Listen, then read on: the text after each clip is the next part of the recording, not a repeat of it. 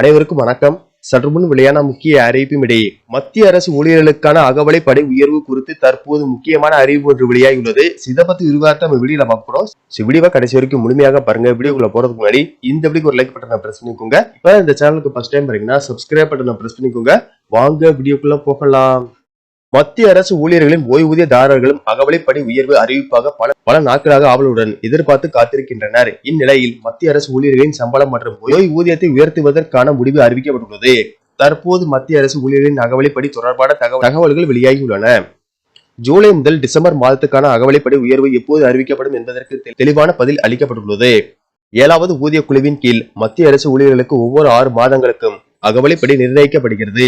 இந்த முறை அகவலைப்படியில் 3% அதிகரிப்பு இருக்கலாம் என்று அரசு வட்டாரங்கள் தெரிவிக்கின்றன. இந்த அகவலைப்படி அதிகரிப்புடன் மத்திய அரசு ஊழியர்களின் மொத்த அகவலைப்படி 55% இருந்து 58% உயரும். ஜூலை மாதம் முதல் டிசம்பர் மாதம் வரையிலான காலத்தின் அகவலைப்படி எப்போது உயர்த்தப்படும் என்று தெரிவிக்கப்பட்டுள்ளது. அகவலைப்படி உயர்வு மத்திய அரசு ஊழியர்களின் சம்பள உயர்வில் நேரடி தாக்கத்தை ஏற்படுத்தும். அவர்களுடைய சம்பளம் பெரிய அளவில் உயரும். அகவலைப்படி அதிகரிப்புடன் பயணப்படி மற்றும் வீட்டு வாடகைப்படியும் அதிகரிக்கும். எனவே அந்த நாளுக்காக மத்திய அரசு ஊழியர்கள் அனைவரும் காத்திருக்கின்றனர். பொதுவாக பண்டிகை நாட்களில் மத்திய அரசு ஊழியர்களுக்கும் ஓய்வூதியதாரர்களுக்கும் பரிசு வழங்கும் வகையில் இதுபோன்ற அறிவிப்புகளை மத்திய அரசு வெளியிடும். அந்த வகையில் ரக்ஷா பந்தன் தினத்தன்று அகவலைப்படி உயர்வு குறித்த அறிவிப்பு வெளியாகும் என்று கூறப்பட்டது. ஆனால் அன்று வெளியாகவில்லை.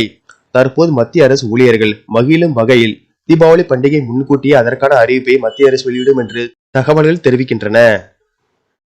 நன்றி, வணக்கம்.